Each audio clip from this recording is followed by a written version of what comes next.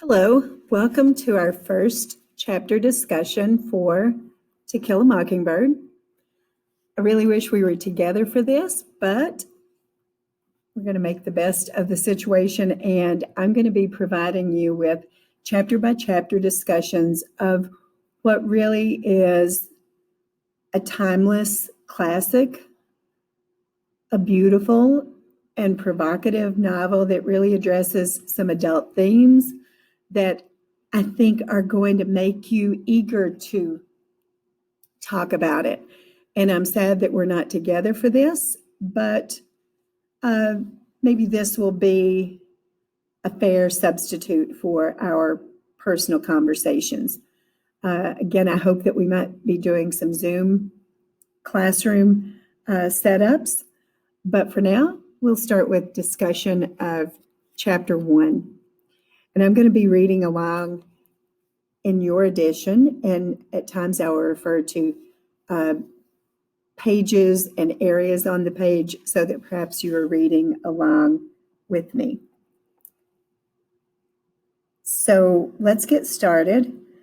I do want to mention, and I think this is worth noting, we've talked about exposition. You may have at one time thought of that as the introduction. The exposition really serves three functions, in my opinion. Clearly, the exposition is where the setting is described. We learn the time and the place, the when and the where. So setting is often one of the earliest revelations provided in the exposition. We also meet characters. We're going to meet our narrator. She is Jean Louise Finch, and she is affectionately known as Scout. And you meet her in the very beginning because she is our first person narrator. You'll meet other characters early in the novel, but obviously this is a very lengthy text. And so clearly we're not going to meet everyone at the beginning, but those really pivotal, those really primary characters are going to be introduced early on. Finally, the exposition also does something, I think, in terms of really providing us with a more complete background of the story and its place in the community. So the background perhaps may be how the depression is impacting families. Families like Mr. Cunningham, you're going to meet him early. And so when we think about not only the setting, how the setting influences the characters, and that to me is the background, the mood of the story. Obviously, if there is a depression, perhaps the mood might be a little more somber because families are struggling. I will tell you, fortunately, there is a lot of good humor and many fun scenes to be found in Mockingbird. But the opening chapter can be a challenge because we are getting some historical background into the family of Scout Finch. So let's just dive right in, okay? I'm on page 3 in your text, the opening page.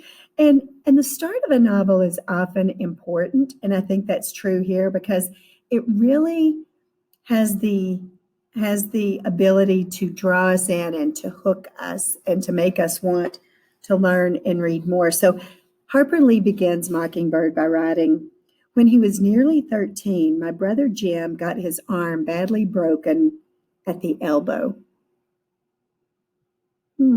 That's curious. Why would you start with this tale of an injury without telling how the injury occurs? You're going to find out at the very end of the novel. You will find out what caused Jim to break his elbow. But right now, I want to know. Second paragraph. When enough years had gone by to enable us to look back on them, we sometimes discussed the events leading to his accident. I maintained that the Ewells started it all.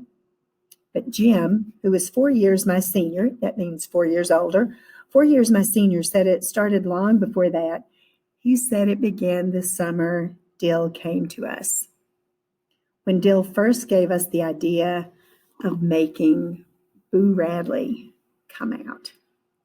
It's a curious name, Boo. Okay, it sounds like a nickname, and I will tell you it is. Arthur Radley is the gentleman that is known not so affectionately as Boo. So just in this one paragraph, we're introduced to the Ewells, a very key family, certainly when we get into part 2 of the novel. The Ewells, Dill, and Boo. Okay, now I'm going to tell you Dill is a minor character, and we're going to talk a little bit more about him here in just a minute. But in that one paragraph, in the second paragraph of the novel, we have met Scout, our narrator. We have met her older brother, Jim. We've been introduced to the Ewells, to Dill, and Boo. A lot of things are happening all at once. At this point, Scout goes into a bit of a historical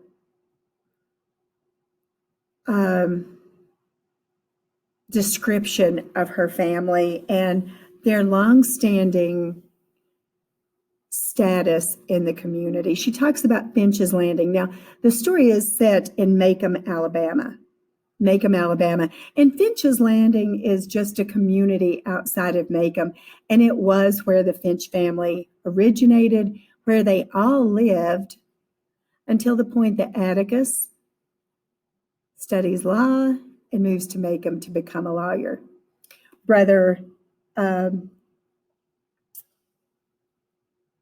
His younger brother also leaves and goes to Boston to practice medicine. So we go through this sort of historical family description. We learn a little bit about Atticus's law practice. And as we move to page 6, this is where the narrative, I feel, sort of takes off. Macomb was an old town, but it was a tired old town when I first knew it. So we're starting to learn a little bit about Macomb, and I told you that that's part of the function of exposition. So the town and its people are described. There was no hurry, for there was nowhere to go, nothing to buy, and no money to buy it with, nothing to see outside the boundaries of Macomb County. So we've got a sense of what Macomb is like, and that understanding will grow as the novel progresses. Scout mentions that she, her brother Jim, and Atticus also have a cook in their household. Now, Calpurnia doesn't live with them. Calpurnia is the cook. Calpurnia is a minor character, but again, she gives us great insight into our other characters. And again, we'll learn more about her. This is just the beginning. At the bottom of page 6, Scout says, Jim and I found our father satisfactory. Jim and I found our father satisfactory. He played with us, read to us, and treated us with courteous detachment. He was polite to us. Now, I just find that very intriguing because if I were describing my mom and dad to you, I probably wouldn't have said they were satisfactory, although they were. I may have described things that my parents did with me, but I would have mentioned loving them. I would have perhaps mentioned having fun with them. I would have perhaps mentioned how they cared for me. I don't think I would have said that I found them satisfactory. I wonder why Scout describes her father that way. She goes on and at this point talks about Calpurnia. Now, I do want to mention, and I've said this to you earlier, this is a very sophisticated novel in terms of themes that are addressed. And I'm expecting you to read this with maturity and sensitivity and kindness. As you've been studying about Mockingbird as a banned book, you know that the language is one of the biggest reasons for that censorship. And we're going to need to be adults here. And I'm going to just address this head on, early on, so that we can move on. This story is set during the 1930s, long before the civil rights movement, which would show and recognize equality to people of other races. I have talked to individuals who were alive during this time. I've talked to African Americans who describe their lives and describe their treatment, and it was often unkind. At times it was brutal. And we know that there is a word that we today, and I certainly, as someone who has many friends who are African American, I find this word incredibly offensive. But the word nigger is in this book, and it is in this book often. You're going to hear Calpurnia herself, a Black woman, use this word. You're going to hear Scout, a small child, repeat this word when she hears countless others use it. You're going to hear this word as it is spewed from the mouth of a vile, dangerous, reprehensible man named Bob Ewell. And we want to think about the effect of that word as it is uttered by this diverse group of characters. But here at the top of page 7, we're told that Calpurnia wins epic battles against Scout because Atticus always took Calpurnia's side. Now, at this point, if you've read, you know why Calpurnia is so important to Atticus. For those of you who haven't, you might be curious. Where's Scout and Jim's mom? Where is she? Page 7. Our mother died when I was 2, so I never felt her absence. Jim was the product of their first year of marriage. 4 years later, I was born, and 2 years later, our mother died from a sudden heart attack. So if Scout was 2 when their mother died, that made Jim 4. Scout says, I did not miss her because Scout did not know her. But Jim did. I think Jim did. He remembered her clearly. And sometimes in the middle of a game, he would sigh at length, then go off and play by himself behind our car house. And he was like that. I knew better than to bother him. So even as a child, Scout sensed that Jim missed the presence of their mother. We learn at the bottom of page 7 that Scout and Jim had certain boundaries, calling distance. So when Calpurnia called for them, the expectation is that they were no further than Miss DuBose's, Miss Henry Lafayette DuBose, whom Scout describes as plain hell. Now, if you've got younger brothers or sisters, maybe you yourself have been told stories where you would repeat a curse word that you heard someone uttered. Scout's at that age. She's 6 years old, and she's kind of using some of this colorful language that while not appropriate, she really doesn't know the significance of these words. Miss DuBose's home was one boundary, and the Radley place was the other. And at the bottom of page 7, it says the Radley place was inhabited by an unknown entity, the mere description of whom was enough to make us all behave for days on end. So someone lives at the Radley place that is all it takes to get Scout and Jim to behave. One line that follows, that was the summer Dill came to us. Now, Dill, Charles Baker Harris, as he is named on page 8, Dill is a minor character. He doesn't play a significant role in the novel, but the role he plays, I think, is worth exploring. Despite the loss of their mother at a young age, I would suggest that Jim and Scout have a pretty idyllic childhood. Their father is a professional who earns a living that can keep them well cared for. While they don't have a mother, they do have Calpurnia, and she serves that role and functions as a mother just fine and has the support and the respect of Atticus. So Jim and Scout, I think they represent perhaps the best of childhood at that time. And Dill's another story. Dill comes from a single mother, and later Dill is going to suggest that he just gets in the way, that his mother would be better off without him. Well, I don't know if that's true or not. I do know that in the summers, Dill comes and stays with his Aunt Rachel. And once he meets Jim and Scout, they become fast friends. So Dill, I want to talk about foil characters. Now, this is typically something we study when we read Romeo and Juliet, and sadly, we're not going to do that. So I'm going to talk about foil characters. Foil characters in literature are characters who are so different that the qualities of one character emphasize or highlight the opposing qualities of the other character.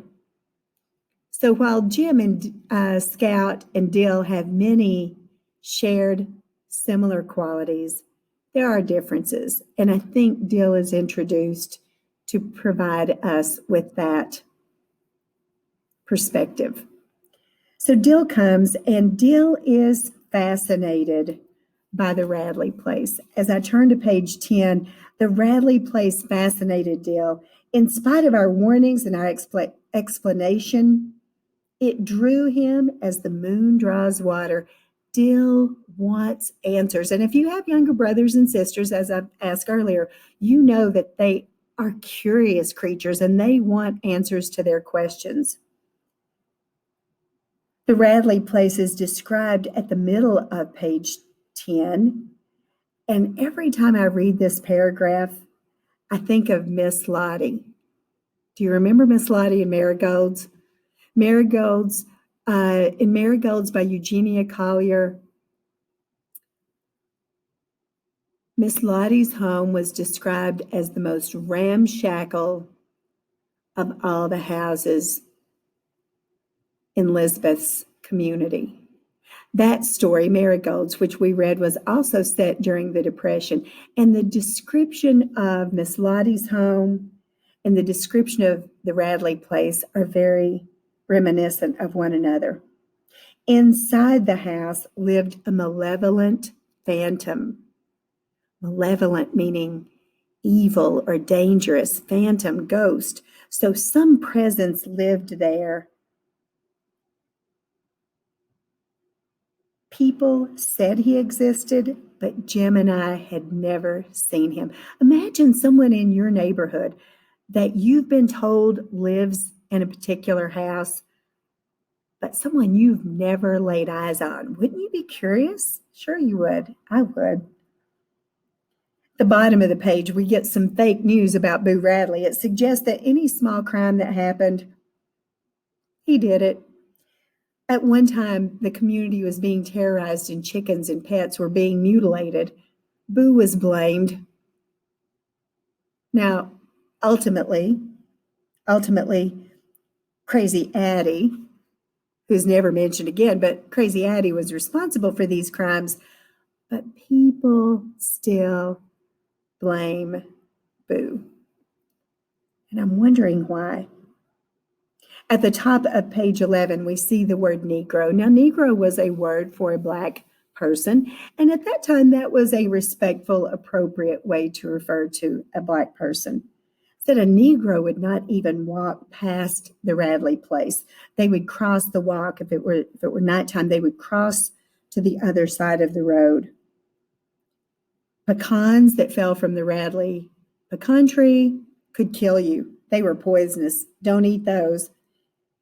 The schoolyard, which backed up to the Radley property, the schoolyard playground, if someone hit a ball into the Radley yard, it was gone. They never attempted to get that ball back. In the middle of page 11, a curious line. The misery of that house began many years before Jim and I were born. The misery of that house. What on earth could that have been? Talks about the Radley place always being shut up. And that was unusual in Macon because people would often visit, especially on Sundays. They would visit neighbors and doors would be open to welcome guests. But here's why Boo Radley becomes such an obsession and a fixation to many in Macomb. On page 12, and I'm going to read some of this. According to neighborhood legend, when the younger Radley boy, this is Arthur, when he was in his teens, he became acquainted or started hanging out with the Cunningham boys from Old Sarum. Now, I want you to remember this, the Cunninghams from Old Sarum. You're going to meet Mr. Cunningham, one of the Cunninghams. You're going to meet him later, and we're going to draw some inferences about what kind of man he is. But at this time, when Arthur Radley was a young boy, he became acquainted with these Cunninghams. They started hanging out. They were his friends. And boy, was this a bad group of boys. Here's some of the things they were guilty of. They hung around the barber shop. There's some bad news for you. They rode the bus to Abbotsville on Sunday and went to the picture show. Movies on a Sunday? Outrageous. Said they also attended dances at the county's Riverside gambling hell. Oh my word, gambling, dancing. They experimented with stump hole whiskey. So they were making whiskey and drinking it. Now, I'm not going to suggest that those are good activities or bad activities, but don't you imagine teenagers often experiment with taboo activities? Drinking alcohol is something that teenagers often experiment with. We know it's wrong, but I don't know that it makes these teens monstrous. Said one night in an excessive spurt of high spirits, the boys locked Macomb's constable in an outhouse. An outhouse is like an outdoor bathroom facility. They lock him in there. He's not hurt, perhaps a little embarrassed, but he's fine. But charges are pressed against the boys. The boys, according to the judge, would be sent to a state industrial school. So their punishment, Arthur Radley and some of these Cunninghams, their punishment was they were going to be sent off. And it describes this school as a place where sometimes kids just went when they weren't being cared for by their parents. It was no prison, and it was no disgrace, but Mr. Radley felt that it was. Mr. Radley convinced the judge to let Boo come home. Mr. Radley assured the judge that he would take care of Boo Radley. And sadly, he does. Knowing that Mr. Radley's word was his bond, the judge was glad to do so. Says the other boys did wind up attending the industrial school and received a fabulous secondary or high school education. The doors of the Radley house were closed on weekdays now, as well as Sundays. And Mr. Radley's boy was not seen again for 15 years. 15 years, Boo is a prisoner in his own home. Now, as we're experiencing this safe at home recommendation by our state governor, some of you are getting a little stir crazy, and we've just been home barely a couple of weeks. 15 years Boo is a prisoner in his home.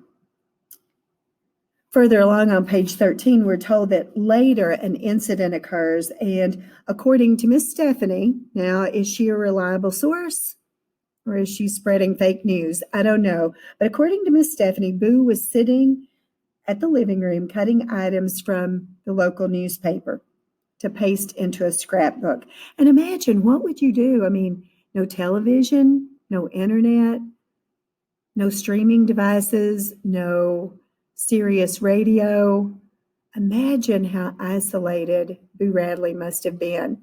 So here we have a young man older than yourselves, and here we find him cutting pictures from the newspaper for a scrapbook. It said, as his father entered the room, Mr. Radley passed Boo, and Boo drove scissors into his father's leg, pulled them out, wiped them on his pants, and resumed his activities. Now, this is Miss Stephanie's version of the events. It said that at this point, Miss Radley ran screaming from the house that Boo was trying to kill them. But there was really no evidence of that. The sheriff shows up, and Boo is sitting there, continuing his cutting and pasting. Boo, we're told, was 33 years old. So at 18 years of age, Boo makes a foolish mistake. And the consequence, the repercussions for his actions, 15 years isolated in his home. As the story continues, we finally learn that Boo is held there, out of sight. Jim suggested that maybe his father kept him chained to a bed, but Atticus says no, that there are other ways of making people into ghosts. Eventually, Boo's father passes away. Boo's father, Boo's mother, they die. But rather than that being the end of Boo's incarceration, Boo's older brother comes from Florida, returns from Pensacola, and takes up where his father had left off. And Boo remains a prisoner in his home. Dill, over on page 16, is so fascinated, is so curious. Wonder what he looks like, Dill asked. Said Jim gave a reasonable description of Boo. Boo was about 6.5 feet tall, judging from his tracks. He dined on raw squirrels and any cats he could catch. And his hands were bloodstained because once you eat a raw animal, you can never wash the blood out. There was a long, jagged scar that ran across his face. His teeth, what few he had, were yellow and rotten. His eyes popped out of his head, and he drooled most of the time. Now, Jim describes Boo in great detail, but he's never seen Boo, so where's his source? Dill begins shaming Jim into going up and touching the door of the Radley house. And he is relentless. Time and time again, he suggests that Jim is scared. He calls people of Macomb cowards. Where Dill is from, people are much braver. But Jim, he says, is a coward. He is afraid. You are still scared, he says in the middle of page 17. Jim wants to do this, but I think Jim really is scared. Jim ultimately cannot resist the dare that Dill is placing before him. All that I have to do, touch the house, that is all? Middle of page 18, Dill nodded. Are you sure that's all now? I don't want you hollering something different the minute I come back. So Jim is really actually considering going through with this. Jim walked to the corner of the lot and then back again, studying the simple terrain, trying to decide how best to effect an entry. Jim threw open the gate and sped to the side of the house, slapped it with his palm, and ran back past us, not waiting to see if his foray, if his adventure, if his attack on the house was successful.